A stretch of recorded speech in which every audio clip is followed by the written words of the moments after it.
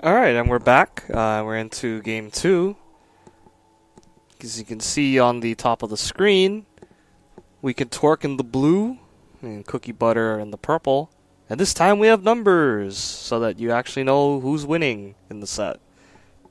Progress.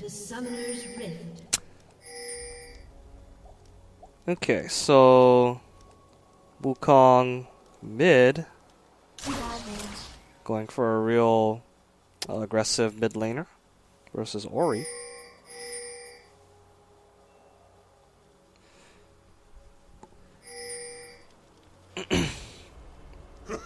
Yeah, at Mars808 in the chat, we could Twerk has all the borders, and don't let that borderless Dean bot fool you. He is definitely Diamond 1 currently.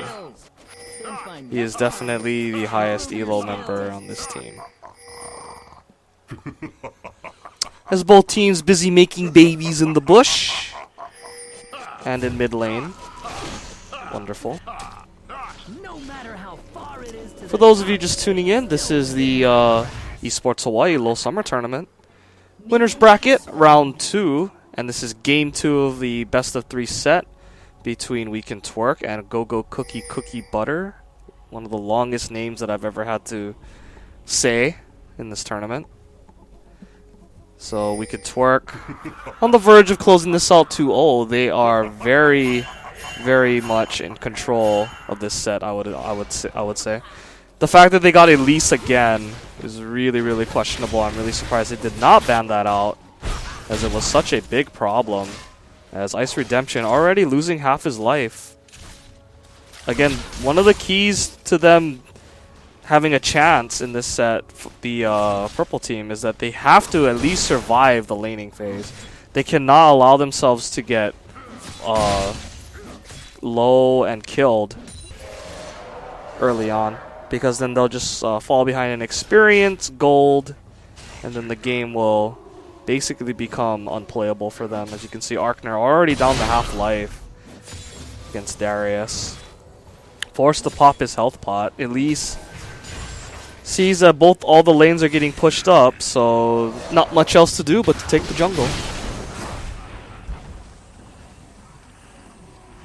And we see that this time Fat Lou does take Flash onto Rengar. Understandably, as Rengar does not have nearly the same kind of herpa-derpa mobility that Lee Sin has. And we see Wukong scouting out the jungle since he sees he's all pushed up. You'll notice that there's a lot of vision control already for the blue team. There's already a pink ward in the river bush by Baron. Ooh, Darius taking very low, but it was worth it as he gets the first kill. And you want to talk about snowballing champions. Darius is one of the kings of snowballing champions. So the fact that he got the first blood and the fact that he got Renekton to burn both of his summoners while Darius still has his flash is super huge. Darius very susceptible to getting camped because of his lack of mobility. So with that flash, he can play up super aggressive, and it gives him the option to either go super hard for another kill, or to press up hard and then escape if a gank comes.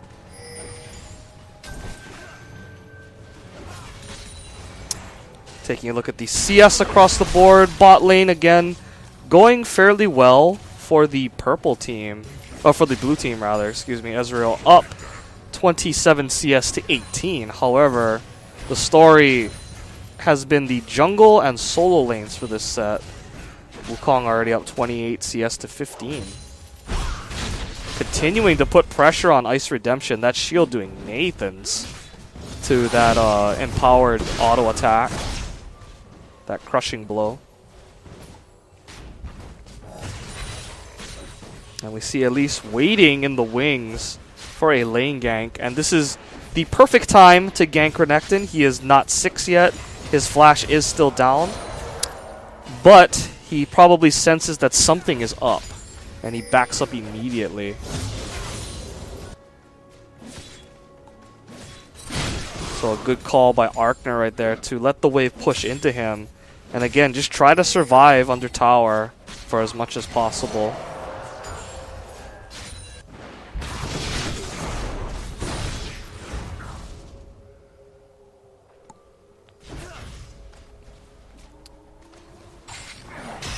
Oh, that was a very good hook by Epic Cats. He read where Opops was going to walk back.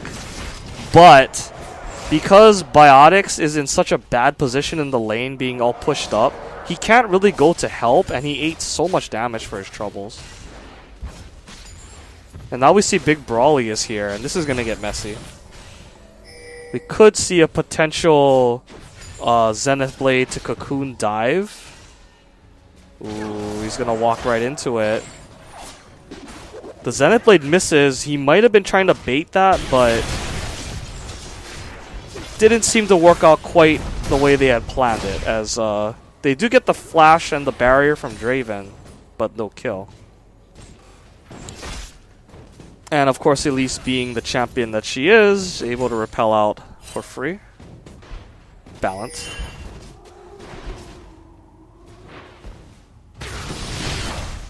So yeah, purple team doing a much better job this time of not letting kills get out of hand. However, they are still getting heavily out-farmed by the blue team. Can Twerk has all the lane control right now.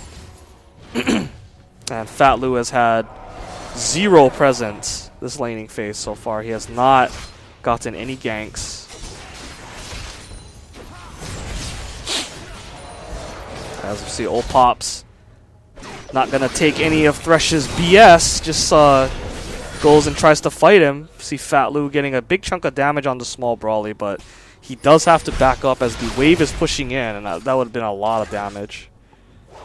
With Darius ulti up, it's very possible that Fat Lou could have died right there. And we see Wukong once again getting a nice deep ward to scout out Rengar's movements.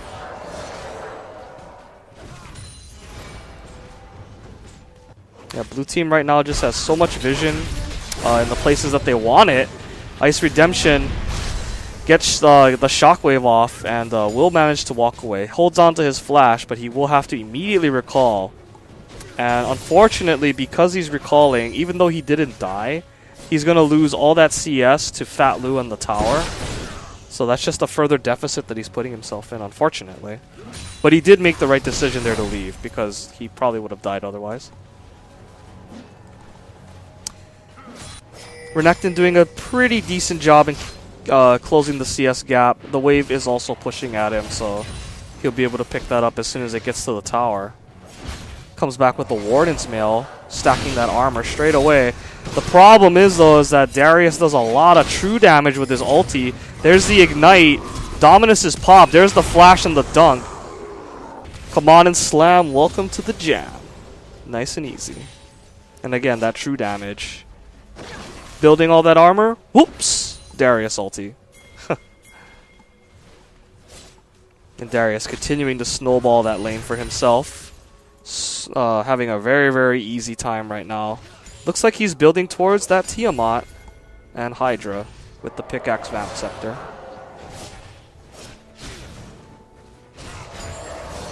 And we see now Opops saying that you might have went even with me last game in lane Biotics, but it will not be the case this game. I'm going to definitely pull away from this. He is already up 79 to 56. And Darius takes the early turret all by himself. 9.5 minutes. Barely any jungle presence either. Elise has kind of just been chilling on her own, taking other objectives. Looks like she is soloing the dragon right now. And with Wukong coming over to help, this will be a no contest. If anything, I'd say that the purple team would assume that Wukong is roaming down as the missing pings go down. But there's really nothing that the purple team can do to contest that. They're just so suffocated by their turrets. And the blue team is playing it very well, saying, okay, you're going to hug your turrets. We may not kill you, but we'll just take everything else. So blue team making all the right choices right now. The kills are not falling as freely as they were in the first game, but they're still getting money where they can. Great initiation by Deanbot, knocking up 2. It is a 3-on-2, but Oriana is just so hesitant to help because he's afraid of getting turned on. Opop's popping barrier and all of his gap closers to escape. Epic Cats will pick that kill up, and the purple team looks like they might be able to pick up a 2-for-1. No coupons necessary as the last auto attack does wrap that up. Very nice play by the purple team to get those 2 kills back and to take control of the lane. Unfortunately, because of the fight in mid, even if the dragon was up, they wouldn't have had any chance of going for it. And you can just see Oriana playing so scared right now, and rightly so. Deanbot has been exerting his dominance all game. Interesting that Oriana opted for the MR item in the Chalice. It is usually normal for Orianas to get Grail first, but against a double 80 comp in Darius Wukong, might have been a better option to get the Zhonya's Rush, or at least sit on the Seeker's Arm Guard.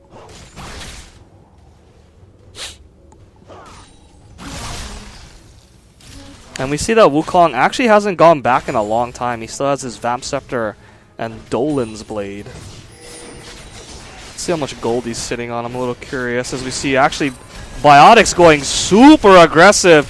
Oh, and if that had been old Draven, that would have been a kill. But there are no more bleeds to be had as True Shot Barrage comes across Biotics' face. Solar Flare only gets the slow, and Biotics is going to drop to Opops. Good turnaround by the blue team. Draven probably should have left well enough alone. He was getting a little too hungry right there, and I understand that they need to make plays, but these are the unplays for sure. So very unfortunate. As the Shockwave pulls in too. Great AoE damage, but they just don't have enough. They just don't have enough to finish. And Darius saying, I have more than enough to finish, tags him with the ulti and the ignite.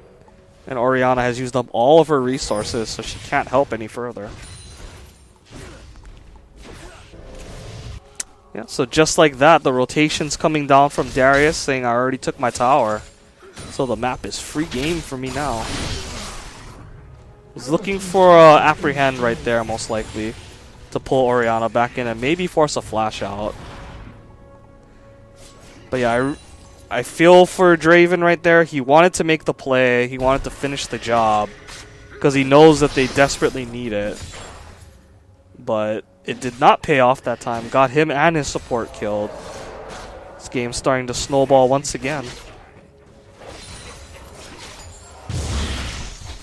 Taking a look at the items across the board, there is the Hydra, the double Hydra on the blue team. Spending all that money.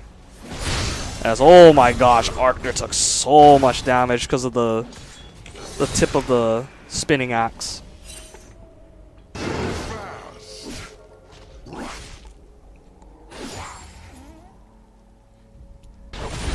And we see that it has been very famine in the feast or famine battle for junglers for Fatlu this set. He is very far behind again, only with his Spirit of the Ancient Golem. Hasn't really had a whole lot of time to do gankings as Big Broly destroying Ice Redemption from across the blue buff. And a nice juke towards the blue. Baiting in Fatlu. Excellent flash over the wall. Very well planned. And the smite coming down from Deanbot. Good juke on the threshold. The box comes down in a space to kind of zone out, but unfortunately they didn't really care about the box. They were just too busy killing Draven on the other side. As the bleed will finish off Renekton. Thresh had really hoped to use that box to zone out the fight, but it just didn't work out. As you can see, Oriana basically dropped her full combo onto Ezreal with the dissonance and the shockwave, and it barely did anything. And Leona continuing to fight this. She's gonna live to regret that as the Rengar will come in with his ulti.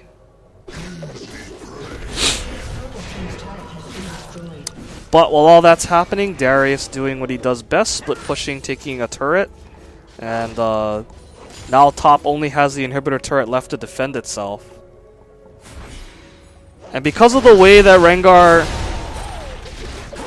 Yeah, because of the way how Rengar needs those items, needs that damage to be useful, he's just basically a walking target at this point, as you can see.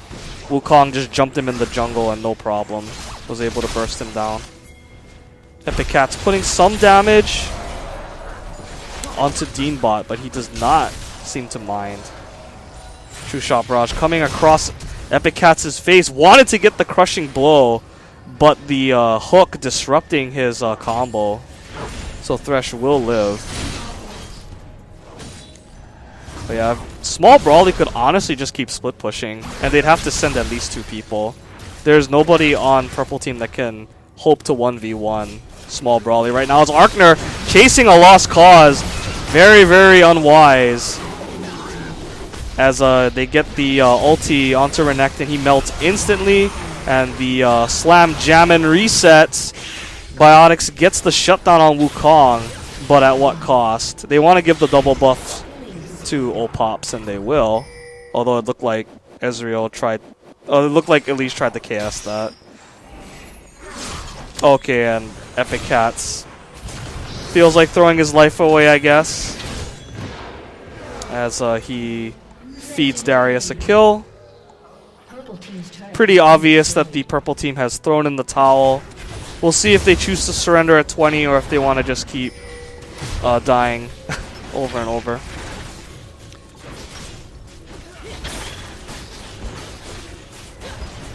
And that should be a inhibitor turret, no problem. We'll see if they stick for the inhibitor. It doesn't look like they're interested in sticking around. And yeah, we Can Twerk. They're dominating with champions that you normally don't see. Darius top, Wukong mid. Definitely not a staple in tournament play, but they're getting the job done. And they're also doing what they have to do to end the game. Like, they're taking the objectives. They're not just fishing for KDA right here.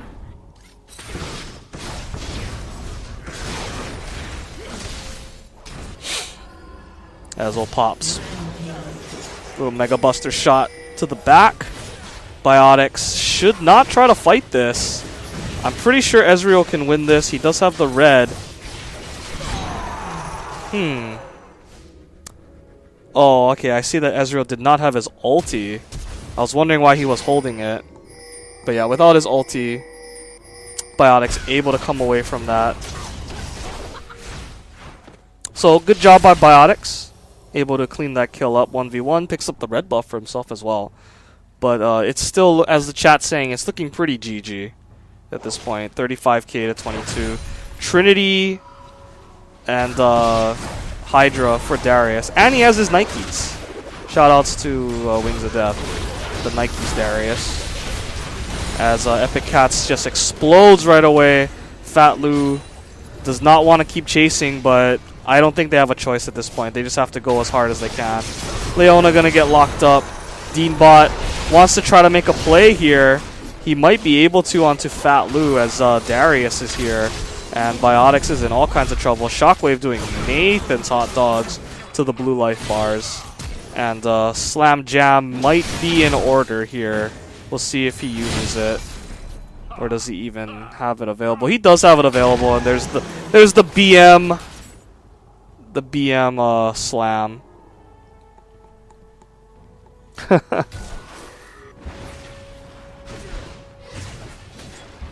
Yeah, Darius, definitely one of the BM buddies of solo queue. As the Sheen procs from Ezreal gonna help take that down. And again, there's just not much to say about this game.